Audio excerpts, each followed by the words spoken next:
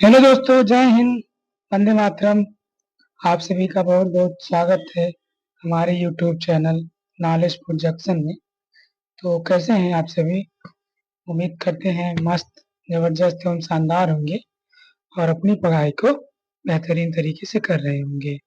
तो जैसा कि आप सभी को पता होगा कि मैं आप सभी के लिए डेली करंट अफेयर्स की वीडियो लेकर आता हूँ। तो आज हमारा हो गया है 20 सितंबर, जिसका मैं आपको करंट अफेयर्स कराने वाला हूँ एकदम बढ़िया तरीके से। ठीक है, इसमें मैं आपका स्टैटिक जीके के क्वेश्चन भी ऐड किया हूँ, मतलब मैं आपको हर तरह से डिटेल में कराने वाला हूँ यहाँ पे। ठीक है, तो आइए आप सभी हमारी वीडियो में अंत तक जुड़े रहिएगा। वीडियो स्किप मत करिएगा कहीं से, और वीडियो को लाइक करके कमेंट करके दिल भेज दीजिएगा हमको। ठीक है, चलिए, तो चलिए शुरू करेंगे कल के रिवीजन क्लास से।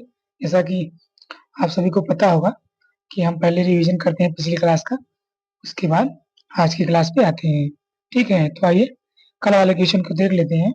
तो सितंबर 2025 में किस खिलाड़ी ने लगातार दूसरी बार फीडे महिला ग्रैंड स्विस शतरंज टूर्नामेंट जीता है? ये जीता है वैशाली रमेश बाबू ने। ठीक है, इन्होंने दो बार लगातार यानी 23 में और 25 में। ठीक है, इन्होंने दो बार फीडे महिला ग्रैंड स्विस शतरंज टूर्नामेंट जीत लिया है। ठीक है, और बात करेंगे फीडे पुरुष ग्रैंड स्विस शतरंज किसने जीता है? ये जीता है अनीस गिरी। ठीक है, ये नीदरलैंड के रहने वाले हैं। ठीक है, चलिए बात करते हैं अगले क्वेश्चन के बारे में। तो अगला क्वेश्चन है हमारा, भारतीय क्रिकेट टीम की जर्सी का नया प्रायोजक यानी कि लीड स्पॉन्सर्स किसे चुना गया है? तो ये चुना गया है अपोलो टायर्स को। अपोलो टायर्स के ब्रांड एम्बेसडर सचिन तेंदुलकर हैं। ठीक है, चलिए आगे बात करेंगे। कश्मीर पर लिखी गई गैर काल्पनिक किताब दप्पन tales from Kashmir Kansi flip. ठीक है, तो इसकी लेखक या लेखिका कौन है इसकी? ये लेखिका है इसकी, तो इप्सिता चक्रवर्ती इसकी लेखिका है। ठीक है, चलिए आगे बात करेंगे क्वेश्चन नंबर 4 की। तो क्वेश्चन नंबर 4 है, नई दिल्ली में एशिया के पहले महिला कैंसर उपचार केंद्र अपोलो एथेना, इसको आप लोग याद रखेंगे, अपोलो एथेना का उद्घाटन किसने किया है? तो ये किया है दिल्ली के मुख्यमंत्री रेखा गुप्ता जी ने। ठीक है, चलिए अगर आपको इसका डिटेल वीडियो देखना है तो आप कल वाले वीडियो को देख सकते हैं। ठीक है, चलिए आगे बात करते हैं। किस राज्य सरकार ने अनाथ बच्चों को 2,000 रुपये प्रतिमाह वित्तीय सहायता प्रदान करने के लिए अम्बू करंगल योजना? ठीक है, तो कौन है जो अम्बू करंगल योजना? ठीक है, इसका शुभारंभ किया है तो ये तेलंगाना सरकार ने किया है। ठीक है, चलिए अगला क्वेश्चन देखेंगे। सितंबर 2025 में संयुक्त राष्ट्र महिला की कार्यकारी निदेशक के रूप में किसी दूसरे कार्यकाल के लिए पुनः नियुक्त किया गया है? ठीक है, तो ये जो डॉक्टर सीमा घोष है, इनको दोबारा नियुक्त किया गया है। ठीक है, संयुक्त राष्ट्र महिला की कार्यकारी निदेशक के रूप में। ठीक है, चलिए आगे बात करेंगे अगले क्वेश्चन के बारे में। तो सितंबर 2025 में सिरारा खोंग हाथई मिर्च महोत्सव, ठीक है, तो किस राज्य में मनाया गया है? तो ये मणिपुर में मनाया गया है सिरारा खोंग हथई महोत्सव। चलिए बात करते हैं अगले क्वेश्चन के बारे में। तो वर्ष 2027 में संघाई सहयोग संगठन एससीओ का शिखर सम्मेलन का मेजबानी कौन सा देश करेगा? ये पाकिस्तान करने वाला है। ठीक है, चलिए तो कल के रिवीजन क्वेश्चन समाप्त होते हैं। तो आइए आते हैं आज के पहले क्वेश्चन पे। और पहले क्वेश्चन से आने से पहले आप लोगों से रिक्वेस्ट है कि आप लोग टेलीग्राम चैनल को जरूर ज्वाइन कीजिए, क्योंकि टेलीग्राम चैनल पे हम इसका पूरा पीडीएफ डाल देते हैं। इससे आप लोग आसानी से वहां जाके डाउनलोड कर लेंगे, और कभी भी आपको जरूरत पड़े तो एक बार सरसरी निगाह से देख लेंगे तो आपका रिवीजन हो जाएगा। ठीक है, तो आप लोग पीडीएफ भी वहां से डाउनलोड कर लेंगे। ठीक है, चलिए आगे बात करते हैं पहले क्वेश्चन के बारे में आज की। तो आज का पहला क्वेश्चन है, भारत की स्वदेशी डाइविंग सपोर्ट वेसल निस्तार ने किस देश में आयोजित बहुराष्ट्रीय अभ्यास पैसिफिक रिच 2025 में भाग लिया है? ठीक है, कौन सा है? Pacific rich 2025। ठीक है, इसमें भाग लिया है। तो आइए इसके बारे में आपको बताते हैं। ये लिया है सिंगापुर ने। ठीक है, तो ऑप्शन नंबर सी इसका राइट आंसर हो जाएगा।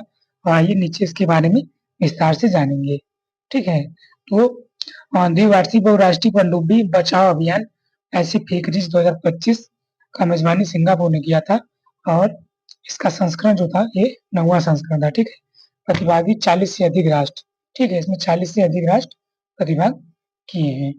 ठीक है, भारत का प्रतिभागी INS विस्तार है। ठीक है, आगे बात करेंगे महत्वपूर्ण अभ्यास के बारे में जो दो देशों के बीच में होते हैं। आइए जान लेते हैं। नौसैनिक अभ्यास वरुण, ठीक है, ये भारत और फ्रांस के बीच होता है। शक्ति जो अभ्यास होता है भारत और फ्रांस के बीच, और गरुड़ गरुड़ भी जो आपका होता है भारत और फ्रांस के बीच होता है। ठीक है, ये तीनों अभ्यास भारत एवं फ्रांस के बीच होते हैं। ठीक है, चलिए आइए फटाफट इसका रिविजन कर लेते हैं। बोगो सागर भारत और बांग्लादेश के बीच होता है, और जो मैत्री होता है भारत थाईलैंड के बीच होता है, और ये डस्ट लेक भारत और उज्बेकिस्तान के बीच होता है। एक्स टाइगर ट्रम्प, ठीक है, ये भारत और अमेरिका के बीच होता है। ठीक है, एक्वेरियन जो भारत और मालदीव के बीच होता है। ठीक है, चलिए आगे बात करते हैं। अ, युद्ध अभ्यास जो होता है भारत और अमेरिका के बीच होता है। जो धर्म गार्जियन होता है ये भारत और जापान के बीच होता है। ठीक है, जिमेक्स भी भारत और जापान के बीच में होता है। बात करेंगे मित्र शक्ति भारत और श्रीलंका के बीच होता है। शक्ति और मित्र शक्ति में आप लोग कंफ्यूजन मत होइएगा। शक्ति फ्रांस के बीच होता है, और जो मित्र शक्ति होता है ये भारत और श्रीलंका के बीच होता है। ठीक है, चलिए मौलाबार अभ्यास 4 देशों की नौसेना के बीच होता है। ठीक है, भारत, ऑस्ट्रेलिया, जापान और अमेरिका। ठीक है, सिम्बेक्स की बात करेंगे तो भारत और सिंगापुर के बीच में होता है। वहीं पे बात करेंगे खंजर एक्सरसाइज के बारे में, ये भारत और किर्गिस्तान के बीच होता है। और उदार शक्ति अभ्यास भारत और मलेशिया के बीच में होता है। और जो साइक्लोन होता है एक्सरसाइज ये भारत और मिस्र के बीच में होता है। ठीक है, तो यहाँ से आप लोग सारे फैक्ट याद करके चलेंगे। चलिए आगे बात करते हैं। चीन के बेइदाई में आयोजित स्पीड स्केटिंग विश्व चैंपियनशिप 2025 में किस भारतीय स्केटर ने देश के लिए पहला विश्व चैंपियनशिप का खिताब जीता है? ये जीते हैं क्रिस शर्मा ने। ठीक है, तो क्रिस शर्मा द्वारा ये खिताब जीता गया है। तो ऑप्शन नंबर सी यहाँ पे इसका राइट आंसर हो जाएगा, क्रिस शर्मा। ठीक है, स्पीड स्केटिंग विश्व चैंपियनशिप 2025। ठीक है, चलिए आगे बात करते हैं। सितंबर 2025 में नमो ऐप, तो सितंबर 2025 में नमो ऐप लॉन्च किया गया है पर 15 दिवसीय डिजिटल नागरिक सहभागित्व अभियान। ठीक है, सेवा वर्ष 2025 की शुरुआत किसके द्वारा की गई है? तो ये वर्तमान प्रधानमंत्री नरेंद्र मोदी द्वारा की गई है। ठीक है, तो ऑप्शन नंबर है इसका राइट आंसर हो जाएगा। आइए नीचे इसके बारे में थोड़ा आपको जानकारी दे देते हैं। चलिए, तो प्रधानमंत्री नरेंद्र मोदी के जन्म दिवस 17 सितंबर को उनका जन्म दिवस था। इसके स्मरण करने के लिए नमो ऐप पर 15 दिवसीय डिजिटल नागरिक सहभागिता अभियान जिसे सेवा पर्व 2025 की शुरुआत की गई है। ठीक है, तो इसको भी आप लोग याद रखेंगे। यह अभियान 2 अक्टूबर महात्मा गांधी जयंती तक चलने वाला है, और इसका उद्देश्य है सेवा एवं राष्ट्र भावना की प्रेरणा देना। ठीक है, तो इसका ये उद्देश्य है, सेवा एवं राष्ट्र भावना की प्रेरणा देना। ठीक है, चलिए आगे बात करेंगे। सितंबर 2025 में demography representation delimitation the north south divide in India नामक पुस्तक का विमोचन किसने किया है? ठीक है, तो इस पुस्तक का विमोचन किया है रवि के मिश्रा ने। ठीक है, चलिए ऑप्शन नंबर बी इसका राइट आंसर हो जाएगा यहाँ पे। चलिए आगे बात करते हैं क्वेश्चन नंबर 5 के बारे में। तो क्वेश्चन नंबर 5 है, सितंबर 2025 में प्रधानमंत्री नरेंद्र मोदी ने भारत के पहले पीएम मित्र टेक्सटाइल पार्क का शिलान्यास कहाँ पे किया है? तो ये किए हैं आपके भैसोला मध्य प्रदेश में।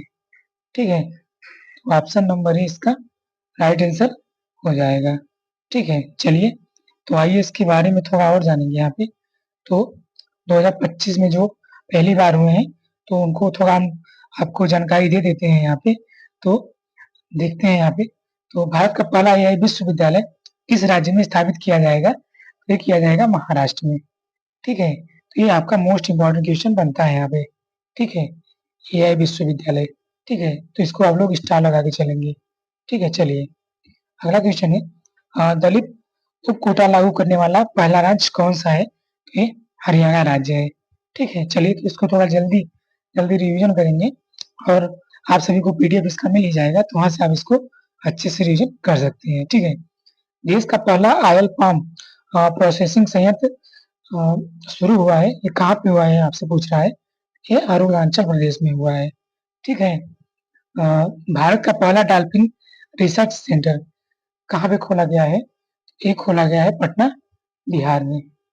ठीक है, चलिए, भारत का पहला आयुर्वेदिक कैफे कहाँ पे खुला है?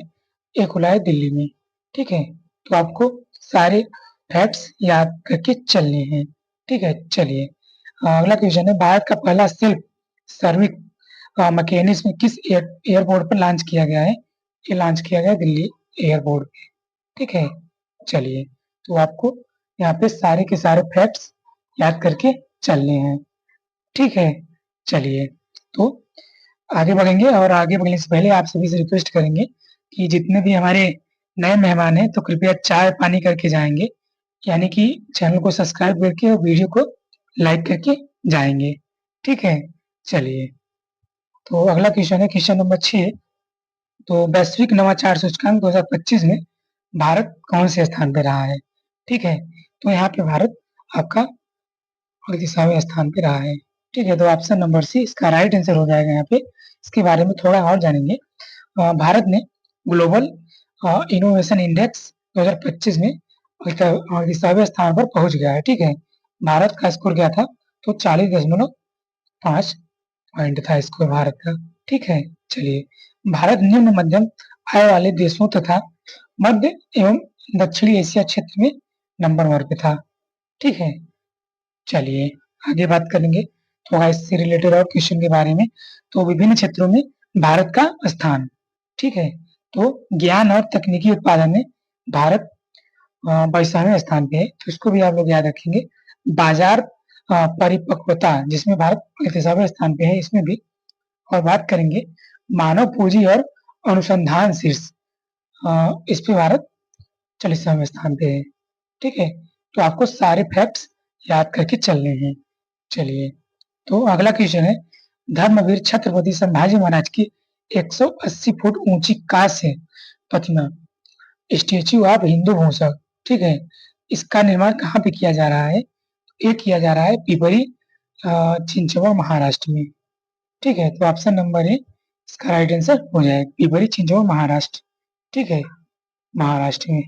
चलिए, आइए इसके बारे में, तो ऑप्शन नंबर ए इसका राइट आंसर हो जाएगा। तो थोड़ा आगे बढ़ते हैं अगले क्वेश्चन के बारे में। अगला क्वेश्चन है, सितंबर 2025 में किस राज्य सरकार ने भारत के पहले महिला आर्थिक सशक्तिकरण सूचकांक का शुभारंभ किया है? ठीक है, तो पहले महिला आर्थिक सशक्तिकरण सूचकांक का शुभारंभ उत्तर प्रदेश सरकार ने किया है। ठीक है, तो ऑप्शन नंबर ए इसका राइट आंसर हो जाएगा। आइए थोड़ा इसके बारे में डिटेल में जानते हैं। यहाँ पे तो उत्तर प्रदेश में डेटा संचालित जिला स्तरीय अंतर्दृष्टि के माध्यम से आर्थिक भागीदारी में लैंगिक अंतराल को ट्रैक करने के लिए भारत का पहला महिला आर्थिक सशक्तिकरण सूचकांक को लॉन्च किया है। ठीक है, महिलाओं की भागीदारी पर नजर रखने वाला भारत का पहला जिला स्तरीय उपकरण है। इसमें 5 आर्थिक पहलू शामिल हैं। तो कौन कौन से शामिल है? तो रोजगार शामिल है, सशक्ति शिक्षा और कौशल शामिल है, उद्यमिता शामिल है, और आजीविका और गतिशीलता एवं सुरक्षा एवं समावेशी अवसंरचना, ये 5 चीजें शामिल की गई हैं। ठीक है, तो सभी को आप लोग याद रखेंगे। चलिए, आगे बात करते हैं उत्तर प्रदेश के बारे में थोड़ा सा। तो उत्तर प्रदेश के मुख्यमंत्री हैं योगी आदित्यनाथ। ठीक है, और यहाँ के राज्यपाल है आनंदीबेन पटेल। आनंदीबेन पटेल। ठीक है, चलिए, यहाँ की राजधानी लोग जानते होंगे, लखनऊ है यहाँ की राजधानी। ठीक है, चलिए बात कर लेते हैं राष्ट्रीय उद्यान और वन्य जीव जो उत्तर प्रदेश में स्थित है। ठीक है, तो एक है दुधवा राष्ट्रीय उद्यान जो कि उत्तर प्रदेश में स्थित है, राष्ट्रीय चंबल अभ्यारण्य जो कि ये भी उत्तर प्रदेश में स्थित है, पीलीभीत टाइगर रिजर्व भी यहीं पे स्थित है, अमनगढ़ टाइगर रिजर्व भी यहीं पे स्थित है, और चंद्रप्रभा वन्य जीव अभ्यारण्य, ठीक है, ये भी यहाँ पे स्थित है। और बात करेंगे किशनपुर वन्य जीव अभ्यारण्य, ठीक है, ये भी यहीं पे स्थित है, ठीक है। बात करेंगे कि लोकसभा सीट यहाँ पे कितनी है, यहाँ पे टोटल 80 लोकसभा सीटें हैं, ठीक है, 80 लोकसभा सीटें, ठीक है, जो कि किसी भी राज्य में सबसे ज्यादा है।